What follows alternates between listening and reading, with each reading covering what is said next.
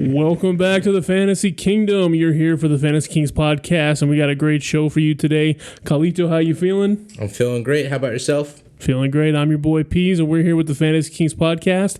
And today what we're going to do is we're going to take a look at the first two rounds of a mock draft. So we've been doing a lot of mock drafts.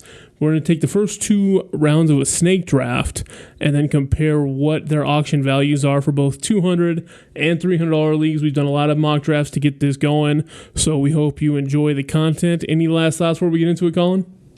I'm good. Let's go. All right. So in the first round, I'm going to go over the first round names, and we'll go over the stats, and then Collin will do the second round, and then we'll go over the stats. So going number one overall, we have Justin Jefferson, followed by Jamar Chase, followed at number 2. And then at number 3, we've got Christian McCaffrey. Number 4, we've got Cooper Kupp. Number 5, we've got Tyreek Hill. And then number 6, we've got Austin Eckler. Number 7, we got Travis Kelce. Number 8, we got Bijan Robinson. Number 9, we got CeeDee Lamb. Number 10, we got Stephon Diggs. Number 11, we got King Henry. And then number 12, we've got Josh Jacobs. So that's going to be the first 12 picks of the snake draft that we've got. Now, so let's talk about pick number 1. We've got Justin Jefferson going number 1 in a $200 auction league draft. We've seen him go anywhere from $55 to $61. Okay, that's for a $200 league. Now, for a $300 league, this is 12-man half-point PPR scoring. We've seen him go anywhere from $82 to $94. So that's what we've got with Justin Jefferson. What are you thinking about those prices, Collie? I mean, right off the bat, you can just see that you're almost spending half your budget on your stud right there. So it's important to really hopefully hit, right off your first and second, players that you select and spend your money on. It's just these ones are very vital, especially when it comes to bidding wars and what you're willing to spend and stick to. Yeah. I mean, I think you meant a third, not a half, but I get Correct. what you're saying. We don't keep calling around here for his knowledge. It's his good looks and personality. But yeah, I agree. I mean, so on the lower end of the Justin Jefferson trains, around $55 and $200 and $82 and $300, I might be in. But once you start getting a little bit higher than that, I'm probably out, which means I'm probably not going to get him. Right. Let's jump into the next person. Jamar Chase is the number 2 man off the board. Wide receiver, stud. I mean, depending on who you ask, people are either going to chase him or they're going to go after Jefferson. In a $200 budget, he's going from anywhere between $50 to $62. In a $300 budget, he's going anywhere between $78 to $94. That's pretty wealthy. It's pretty rich. So you got to be on this guy. You definitely have to love him and hope that either Higgins or someone might phase out, or maybe Joey B's injury is nothing, because you're definitely paying a premium for both of those. Yep. And it's interesting. You pointed out. It's either Jefferson or Chase people are going after, and they it was interesting because Jefferson went for a little bit less on the high range, but his ceiling was his floor was a little bit higher as far as price went. So it was interesting to see that there. All right, so with the third pick, we got Christian McCaffrey. Now in $200 leagues, he went anywhere from $52 to $62, where in a $300 league, he went anywhere from $77 to $95. Now I absolutely love him at that price, in that price point on both. So that's someone I'll probably target pretty aggressively. I think in some actual drafts, like live drafts when it's the real thing, that might end up getting pushed a little bit higher, but I think that's in the right range. What do you think? Yeah, especially because some people forget that you can do your auction drafts, just online, and then just when you're live, a little bit of the buzz, a little crowd surfing, I guess, people are going to throw more money into the pot. So it might bid things up a little bit more, make it a little exciting, but I can definitely see Peasy going heavily after CMC. I could say I'm paying at least $99 on average. I've seen him pay more. No lies here, but fair assessment. The number 4 pick is my friend Cooper Kupp. And, people might be scared of his injury, but his draft capital and his position are not showing otherwise. In $200 league budgets, he's going anywhere between 50 to 57. $300 leagues, he's going anywhere between 74 and 82. I think it's pretty expensive, at least the injury thing. But, aside from that, I think he's totally worth it, probably worth more. But I think it's really the injury is the concern, right? Yeah, it's just an injury concern for him. And if he stays healthy, a couple years ago he won the Triple Crown. So if he stays healthy, he should have another quality season. All right, so at number 5, we've got Tyreek Hill. Now, in $200 leagues, Tyreek Hill went between $50 and $60, which is pretty standard. But then in $300 leagues, he went from anywhere between 76 and 85. So not quite tipping up with those guys, just a shade back of Kupp, Jefferson, and Chase. But he was still, that's still a lot of money to spend. So I'm probably out on him at that price too, just because that's not how I build my roster. But that seems pretty fair to me. Yeah, I definitely think that I'd be willing to spend that. So you do see a little bit of the drop off. I think the tier 1 wide receivers is Chase and Jefferson, but Tyreek is the next most expensive. I'm okay with that. I'll go off the 6th guy, and he's kind of your dual threat. The people just love the wheels, ride him to the wheels fall off. Austin Eckler is going as his 6th spot. $200 leagues, he's going between 48 and 60. $300 leagues, he's going between 73 and 84. For people who are running back heavy strategies, they'll gladly pay that. I think I'll probably miss it, even though I might just be sitting on the sidelines wishing I would have spent the money, but I think I'll probably just pass around that range for both league settings. What do you think? Yeah, no, I like where Eckler is there. That seems like a fair price. If depending on how you're trying to build your roster, if you're trying to get a top running back, you're gonna have to pay for him, and that's what you see there with Eckler. Okay, so now I got number 7, and this is my favorite one to talk about. Is going to be Travis Kelce at number 7. Now in $200 leagues, he went anywhere from $48 to $55. First tight end off the board, and by a lot. And yeah, you're spending for the premium here for sure, because it's Travis Kelce. So 48 to 55 in $200 leagues. In $300 leagues, he was going anywhere between $74 and $88, which is nuts. I love Travis Kelce, don't get me wrong, but that, in my opinion, that's just going to cripple the way that I manage my team and build my team. So I'm out on him at that cost, even though it kills me to say. What do you think, Colin? I think on the upper end of both those numbers, I'll pass. But I think if I can get anywhere within those range at all, I think that's a win. So the dude after him I'm excited to talk about is Bijan Robinson at the number 8 spot. $200 leagues, he's going anywhere between 45 to 55. $300 leagues, he's going between 70 to 84. I'm happy to pay in the median of both of those prices. Usually rookie running backs, depending on the team, they'll let him run wild. And there's no other reason to think that he's not going to get the full workload. It really just doesn't matter on whether their QB's a bust or whether he's going to get more work or, be more productive. So I'm happy if I can get the median of those prices, I'm good. Yeah, I'm with you there. The hype is there for Bijan. He's definitely got the skills. He's got the draft capital. It just depends on how good that offense is going to be. So moving to number 9, CeeDee Lamb. He went anywhere from $44 to $52 in a $200 league, and anywhere from $67 to $75 in a $300 league. So that's okay. I think CeeDee Lamb's going to have a pretty big year. And I don't mind him in the lower end, but again, on the higher end, I'm probably not off. And because there's a huge Dallas bias, especially in leagues that we play in, I don't know if that's true for the whole kingdom, but there's a Dallas bias which always is probably going to push his up a little bit. So yeah, I'll bet on that just to drive the price up, just because I think he's good, but I don't want him, but I'll pass on that range. But if I get stuck, I get stuck, and I'll be okay. Speaking of wide receiver, I think it's cheaper than him that I'm gladly willing to spend money on is Stephon Diggs. He's going anywhere between 39 and 46 in $200 leagues. He's also going between 62 and 70 in $300 leagues. I think he's kind of forgotten about because of the media saying that him and Allen didn't have really the connection there. But overall, the dude just gets targets galore, especially when he's loud about it. So I'm happy to pay those prices exactly. Yep, I'm with you there. I think that's pretty fair pricing for Diggs. So moving on to number 11, we got Derrick Henry. Now Derrick Henry is going anywhere between $38 and $46 in a $200 league, whereas in a $300 league he's going anywhere from $60 to $71.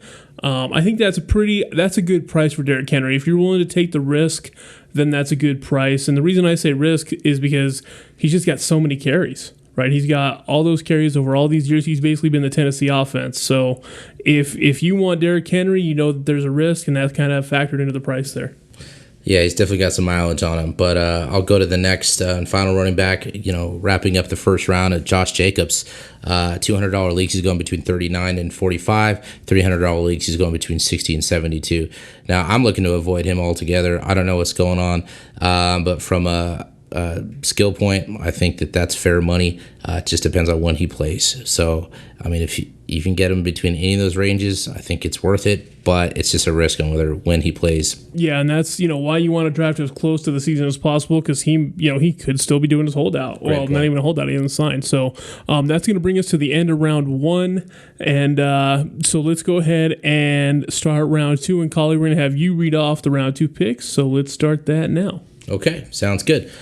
In the second round snake draft, the results are going to be Tony Pollard, Saquon Barkley, Nick Chubb, Devontae Adams, Jonathan Taylor, Joe Mixon, Ramondre Stevenson, A.J. Brown, Amon-Ra St. Brown, the Sun God, Aaron Jones, Breece Hall, and Najee Harris are going to be capping off the second round. Yep, interesting. And, no quarterbacks in the first 2 rounds of snake drafts. I mean, I like it because I think you should wait on quarterback. But let's get into number 13. We got Tony Pollard, the Dallas Cowboys running back. In $200 leagues, he was going anywhere from $39 to $47. Whereas in a $300 league, he was going anywhere from $60 to $69. Nice dollars.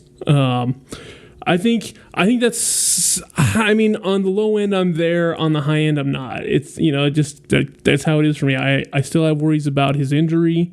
Coming in January when they were in the playoffs, and I think he's gonna be a good pick, but I also don't know if I'm gonna go crazy on Tony Pollard.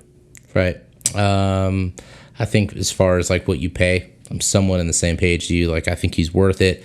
It's just, am I going to have my stud with him? So, second guy, let's go with Saquon Barkley. At the 14th spot, $200 budgets, he's going between 39 and 50. $300 budgets, he's going between 60 and 69. I mean, nice. That's cheap for me. So I'm willing to, if I can get within that budget for both of those, or even a little bit more, I'm in. Yeah, I'm liking the value of Saquon Barkley right there. I think he's got a lot of good value in that range you were talking about. So I think that's one of those where if you can get him that low, it's a steal, and then if you get him in the high range, you're still getting good value. So I like that Barkley pick. So now we got Nick Chubb, who went with the 15th pick, and in $200 leagues, he was going anywhere from $38 to $47, and in $300 leagues, he was going $59 to $67, somewhere in that range. I don't hate the floor. I don't hate the ceiling either for those price ranges. But I just, I'm wary of Nick Chubb just because, I said this in a previous video. He's gone for over 1,000 yards 4 seasons in a row. 5 consecutive 1,000-yard seasons hasn't been done in 10 years. So I just worry that he, maybe it's too many carries, maybe he gets hurt. Knock on wood, he doesn't, but that is a real stat. I'm willing to pay that price. If I was I would just say a PPR league, maybe I wouldn't pay that price. But I think if it's standard or half point, I'm willing to do it. But PPR, I wouldn't. The pick right after him, let's go with Devontae Adams at the 16th pick. He's going to be one of the only wide receivers in this round, at least on average. $200 budgets. He's going between 38 and 46. $300 budgets. He's going between 52 and 66. I'm with it. I'm going to follow Devontae. I don't think he's lost a step. I mean, he did downgrade a QB. I know we've talked about this before, but I'm willing to have him as my wide receiver. So if I'm even willing to pay slightly above that for my strategy. Now, for others, you might run out of money, but I think that's in line with what I'm willing to pay. Yeah, you're absolutely right there. And I think that, what we're starting to see is that the downgrade at quarterback is kind of starting to be factored into the pricing. So I don't mind him at that price. I think that's where you should have him. Right. So, all right. So at number 17, we had Jonathan Taylor, who's currently doing a little holdout of his own, demanding a trade. So this is also a risky pick, but in $200 leagues, we see him going anywhere from $35 to $48, which if we knew he was for sure healthy and for sure playing, that's good. But right now it's kind of iffy, so I'd be careful. And then in $300 leagues, same thing, anywhere from $54 to $66, which, again, that could be a great price for what he's capable of, but we don't know his situation yet with his health and what team he's on. If he stays with the Colts, if he gets traded, you just don't know. So, again, another reason to draft as close to the season as possible. Yeah, spitting facts there. Draft as close as possible, especially when you're dealing with auction. I think that's okay price. Nothing crazy, but it's really just gambling on whether when he plays. I'll go with the 18th pick at Joe Mixon. Joe Mixon's always he's been in the first, couple rounds the last few years. And $200 leagues, he's going between 34 and 41. $300 leagues, he's going between 52 and 60. He took a pay cut to be there. It looks like he's on a winning culture team. I think is my anchor running back. I don't know how I feel about that, but I think from a price point, depending on where I landed on my first pick, if I had a wide receiver as one, maybe I'd be willing to pay that. But I think it's a little bit more than I want to spend, but we'll see. Yeah, I actually think that's a pretty good range for Mixon. I think that he's going to be, P. Ryan's gone. I think he's going to be the main back. P. Ryan took a lot of third down and catch passing duties away from him. Now P. Ryan's in Denver, so I actually think Mixon might be a pretty good value right there at, the 18th overall. So we've got Ramondre Stevenson going at number 19. He's going anywhere from $34 to $43 in a $200 league, or $52 to $60 in a $300 league. Now, we got the big news that, Zeke is heading there, which does hurt his value a little, so that you're going to want to factor that in because we haven't done that since. But I like I said before in a previous episode, if there was competition, I think he can handle it. I think, if Pollard can put up numbers when Zeke was there, I think Ramondre can too. Yes, it's going to cut into his numbers, but not too bad. Yeah, I'm going to buy the dip. I'm not worried. I'll stay with him. There is one guy I'm a little bit worried about with the 20th pick is the one of the other wide receivers in this round is A.J. Brown with the Eagles. $200 leagues, he's going between 34 and 41. $300 leagues, he's going between 52 and 58. Now, do I think that that's a reasonable price? I think it's a little spot on. I think last year everybody got a discount. I had him, so I got a discount. This year, I think you're paying exactly what you're going to get. The only thing is Jalen Hurts spreads the love around. So at that price point, you may be overextending a little bit, but I definitely think he's going to get his numbers. So yeah, might be money well spent. I agree. I think you know what you're going to get with him. You're going to get a bunch of touchdowns, some big games. There's going to be some games where it's going elsewhere, but you just got to live with that. Right. So at 21, we got Amon-Ra St. Brown. I think he's due for a huge season. $200 leagues, he's going anywhere from $33 to $42. In $300 leagues, he's going anywhere from $48 to $58. So I think he's doing great there. I think that's a great pick, and I think you should go get him. Right. I agree. Fair assessment there. At the 22nd pick, I'm going to go with Aaron Jones. That's the average guy. $200 leagues, he's going between 32 and 41. $300 leagues, he's going between 49 and 57. I'm comfortable paying that 1,000%. I'm not even sure what Green Bay is going to look like. I think the running backs are really going to be the fantasy drivers of this team. I think it's going to be a little blend of A.J. Dillon, who's going to be severely discounted to Aaron Jones. So I would say that A.J. Dillon might be half that price, but I think as far as Aaron Jones going at that price in the second round, either of those ranges, I think that you can feel comfortable paying it. Yeah, I agree. I like Aaron Jones there. I think he's going to have a big focal point in the offense. Now, 23 is going to be Breece Hall, going anywhere from $31 to $39 or $47 to $54 in a 300 league. Now, he also is going to be missing some time, and they just signed Dalvin Cook. So again, that's one of those. I don't know how long he's going to miss, if he's going to miss at all.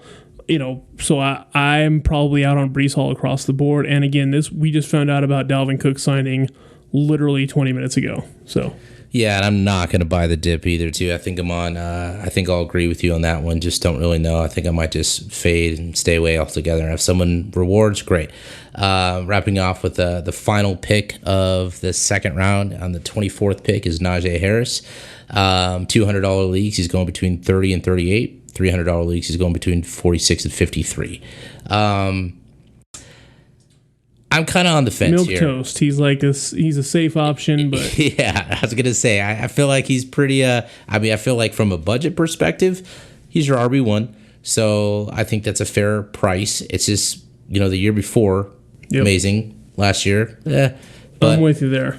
So I think it's just a non-exciting running back too. Right. So, all right. Well, that's going to bring us to the end of our mock draft episode where we talked about the mock draft rounds 1 and 2, went over the auction values that we've been seeing from those players to help you out with your upcoming drafts.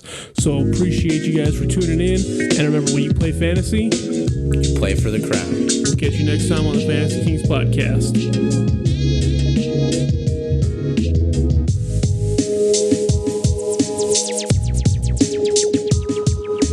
Thanks for listening to this episode of Fantasy Football Kings. You can always reach out to us on Twitter at FFB_Kings or like and subscribe to our YouTube channel.